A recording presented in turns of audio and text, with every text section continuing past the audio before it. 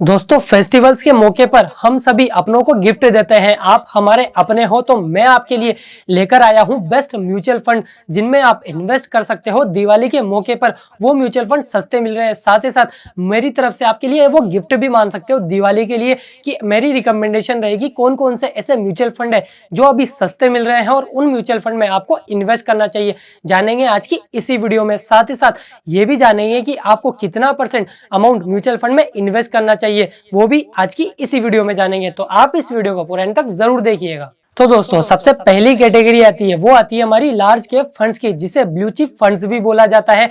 Large cap में लगाने का मतलब क्या है कि आप चाहते हो सबसे पहले आपकी कैपिटल की सिक्योरिटी, मतलब आप रिस्क कम लेना चाहते हो, तो उन्हीं के लिए ये फंड्स हैं लार्ज कैप वाले, या फिर कहें हम ब्लू चिप वाले। उसके लिए क्या करना पड़ेगा, आपको एक वेबसाइट है ईटी वो मनी कंट्रोल वाली, जिसपे मनी कंट्रोल की वेबसाइट पर जाओगे तो ये स्टेप फॉलो कीजिए जो मैं आपको शेयर कर रहा हूँ स्क्रीन रिकॉर्डिंग में। तो दोस्तों आपको सबसे पहले क्या करना है, मनी कंट्रोल की वेबसाइट पर आ जाना है। यहाँ पर म्यूचुअल फंड का सेक्शन है, यहाँ पर परफॉर्मेंस ट्रैकर है, इसमें आओगे तो आपको ये खुल जाएगा। इसका लिंक मैं वीडियो के डिस्क्रिप्शन में भी दे दूंगा, ठीक है। उसके बाद आपको ये लार्ज कैप सेलेक्ट हो रहा है, मैंने लार्ज कैप सेलेक्ट कर लिया, ठीक है। यहाँ पर ये बहुत सारी लिस्ट आ चुकी है, लेकिन आपको इसमें से फिल्टर कैसे करना है मैं यहाँ पर बता रहा हूँ। देख सकते हो एक साल का लूंगा तो एक साल में जो सबसे ज्यादा रिटर्न दिया है, देख सकते हो अभी एक साल में मतलब मार्केट नेगेटिव में था तो नेगेटिव ही दिखाएगा ज्यादातर। अगर मैं यहाँ पर लॉन्ग टर्म में देखना चाहता हूँ कि यार मैं जब 5 साल में कितने अच्छा रिटर्न दिया, तो देख सकते हो यहाँ पर कैनेरा का Robeco blue chip equity fund है, एक्सिस का ब्लू चिप फंड है और कोटक का ब्लू चिप फंड है। इन्होंने 13%, 12%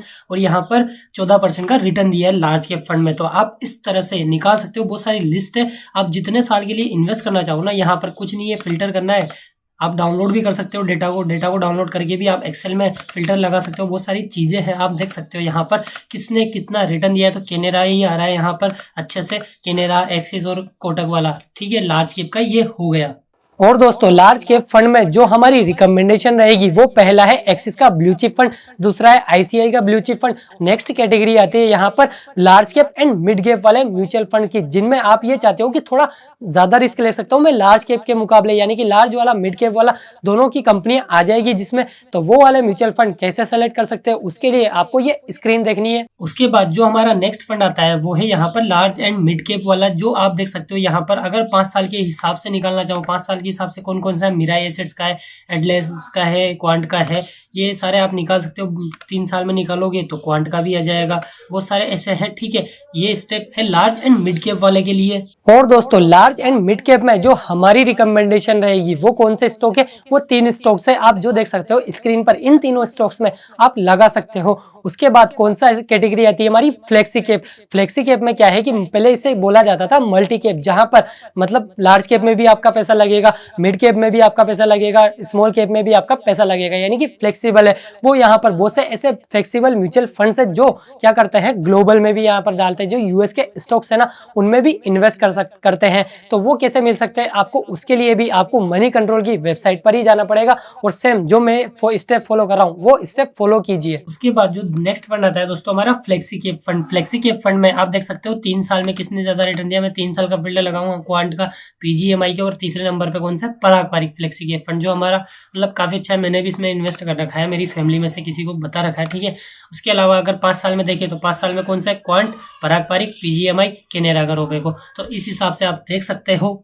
और दोस्तों फ्लेक्सी कैप फंड में जो हमारी रिकमेंडेशन रहेगी वो आपको स्क्रीन पर दिख रहा है। इन म्यूचुअल फंड में आप इन्वेस्ट कर सकते हो अगर आप फ्लेक्सी कैप सेलेक्ट करना चाहते हो। उसके बाद कौन सी कैटेगरी आती है, जी हाँ सही पकड़ा, मिड कैप वाली। मिड कैप वाले में भी आप इसी तरह से प्रोसेस कीजिए जैसे मैं आपको स्क्रीन पर बता रहा हूँ। अब दोस्तों जो नेक्स्ट स्टेप है वो है यहाँ पर मिड कैप के लिए। मिड कैप में भी आपको मिड कैप सेलेक्ट करना है। 3 साल या 5 साल के हिसाब से, 3 में लॉन्ग टर्म का ही लेता हूँ जब भी लेता हूँ।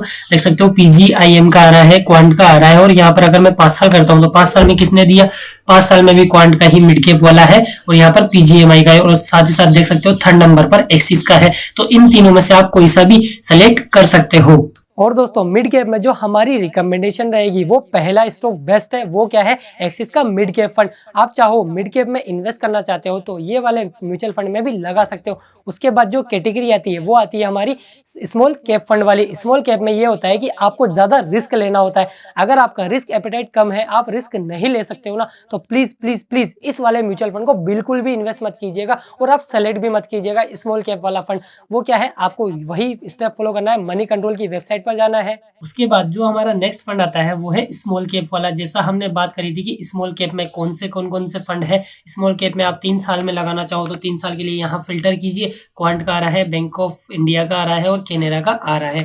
अगर मैं 5 साल के लिए लेना चाहूँ तो क्वांट का है, एक्सिस का है और कोटक का है। मतलब लॉन्ग टर्म के हिसाब से काफी अच्छा रिटर्न दिया है एक्सिस ने भी, क्वांट ने भी और ये क्या बोलते हैं कोटक ने भी। और उसी तरह जो बाकी स्टॉक्स की रिकमेंडेशन रही, उसी तरह स्मॉल कैप में भी जो रिकमेंडेशन रहेगी, वो पहला स्टॉक कौन सा है जो सबसे बेस्ट है, काफी अच्छा रिटर्न दिया है, वो कौन सा है, एक्सिस का स्मॉल कैप फंड। उसमें भी आप इन्वेस्ट कर सकते हो। ये नहीं है कि दोस्तों मैंने एक्सिस के यहाँ पर सेलेक्ट किए तो एक्सिस की तरफ से कोई स्पॉन्सरशिप है, नहीं दोस्तों, ये कोई स्पॉन्सरशिप वीडियो नहीं है। आप चाहो तो कोई सा भी म्यूचुअल फंड सेलेक्ट कर सकते हो, जैसे मैंने प्रोसेस बताई है उस तरह से। और दोस्तों फाइनल कैटेगरी आती है, वो आती है यहाँ पर ELSS वाले म्यूचुअल फंड की। उसमें क्या होता है कि आप टैक्स बचाना चाहते हो ना, तब आप उसमें इन्वेस्ट कर सकते हो। लेकिन बस ये है कि यहाँ पर 3 साल का लॉक इन पीरियड होता है। मेरी हमेशा आपको क्या रिकमेंडेशन रही है, चाहे वो स्टॉक्स की रही है या फिर म्यूचुअल फंड की रही है, जब भी ये कहा है मैंने इन्वेस्ट करने का, वो क्या कहा है, लॉन्ग टर्म तक के लिए, यानी कि 1 साल से ऊपर या 3 साल से ऊपर या 5 साल से ऊपर, जो भी है ना, 1 साल से ऊपर ही कहा है मैंने, तो 1 साल से ऊपर ही लॉन्ग टर्म मेरा पर्सपेक्टिव होता है। आपका जो अलग होगा वो हो सकता है, ठीक है। ELSS में ये है कि आपको टैक्स सेविंग्स मिल जाती है। ज्यादा डिटेल में जानने के लिए हमने ELSS म्यूचुअल फंड की वीडियो बना रखी है, जाकर वो देख लीजिए। जहां पर आप टैक्स भी बचाना चाहते हो ना, तो आप इस ELSS वाले म्यूचुअल फंड में इन्वेस्ट कर सकते हो, जिसकी प्रोसेस आप कैसे best ELSS mutual fund select कर सकते हो ना, वो हमने बता रखा है। सेम उसी तरह से मनी कंट्रोल की वेबसाइट। दोस्तों नेक्स्ट आता है हमारा ELSS वाला। यहाँ पर फंड जो ELSS पे हम सेलेक्ट करेंगे तो ELSS में फंड आ जाएगा। ELSS में फंड आने के बाद यहाँ पर 3 साल के लिए हम कौन सा सेलेक्ट करेंगे, क्वांट का है, SBI का लॉन्ग टर्म है। अगर हम 5 साल में देखें तो SBI का टैक्स एडवांटेज है, क्वांट का टैक्स एडवांटेज है। बहुत सारे ऐसे फंड है जिनमें आप इन्वेस्ट कर सकते हो। इस तरह से फिल्टर लगा के निकाल सकते हो। 10 साल में तो बहुत कम आएंगे। 10 साल का मतलब ये है कि अभी फंड स्टार्ट हुए हैं, ज्यादा दाना। 5 साल में आपको हिस्टोरिकल रिटर्न दिख जाएगा। आप यहाँ पर जाकर देख सकते हो किसी भी फंड का। और दोस्तों अब फाइनल सवाल आता है कि आपको कितना % म्यूचुअल फंड में इन्वेस्ट करना चाहिए। दोस्तों मेरी रिकमेंडेशन मानो ना, तो मैं कौन सा सिंपल रूल बताता हूँ आपको, ज्यादा कॉम्प्लेक्स नहीं बनाता कि इन्वेस्टिंग को कॉम्प्लेक्स बना दो। सिंपल है, क्या आपकी एज माइनस कीजिए किस में से, 100 में से। जैसे फॉर एग्जाम्पल मेरी एज है 100 माइनस 25, ठीक है, तो 25 माइनस किया, कितना बचा, 75 का। तो मैं क्या करता हूँ, 75% जो भी मेरा अलोकेशन होता है वो होता है स्टॉक में। आपकी एज माइनस करके आप स्टॉक में कर लीजिए, बाकी आपका उसके बाद म्यूचुअल फंड, फिर गोल्ड, फिर ETF, इन सब में इन्वेस्ट कर सकते हो। उसके अलावा अगर आप ये रूल नहीं कर चाहते कि नहीं चाहते यार 75% मेरा स्टॉक में रहा, मैं इतना रिस्क नहीं लेना चाहता, तो आपको क्या करना है, वापस से माइनस करनी है आपकी एज। जैसे 100 माइनस 25, 75 बचा, 75 में से वापस आपकी एज माइनस करी 25, यानी कि 50%। 50% स्टॉक में डाल दीजिए। 50% में से आप ज्यादा कम रिस्क लेना चाहते हो ना, तो केवल 30% आप म्यूचुअल फंड में डाल सकते हो। 20% कहाँ पर करना है आपको, 10% आप चाहो तो गोल्ड के जो SGB होती है, सोवरियन गोल्ड बॉन्ड्स होते हैं, उनमें इन्वेस्ट कर सकते हो। ये सारे ऑप्शन है। ज्यादा डिटेल में जानने के लिए हमने बहुत सारे इन्वेस्टमेंट वीडियोस बना रखी है, जहां पर पर्टिकुलर आपको बहुत सारी डिटेल में बता रखा है कि कहां पर आपको कितना अलोकेशन करना चाहिए, जाकर वो वीडियोस देख लीजिए। तो दोस्तों आशा रखता हूँ आपको दिवाली के गिफ्ट्स अच्छे लगे होंगे, जिसमें हमने आपको बेस्ट म्यूचुअल फंड की रिकमेंडेशन दी है कि आप कौन कौन से म्यूचुअल फंड है जिनमें आप दिवाली के मौके पर इन्वेस्ट कर सकते हो और अपने पैसे को भी ग्रो कर सकते हो। अगर आपको इस वीडियो से कुछ हेल्प हुई है, कुछ वैल्यू मिली है ना, तो प्लीज इस वीडियो को अपने दोस्तों के साथ भी शेयर जरूर कीजिएगा, ताकि वो भी एक बेस्ट म्यूचुअल फंड में इन्वेस्ट कर सके दिवाली के मौके पर। और अगर आप चैनल पर नए हो तो चैनल को सब्सक्राइब करके बेल आइकन भी दबा दीजिए, ताकि ऐसी ही एक्साइटिंग वीडियोस आपसे मिस ना हो जाए। मिलते हैं आपसे अगली और एक्साइटिंग वीडियो में, तब तक के लिए जय हिंद, भारत माता की जय।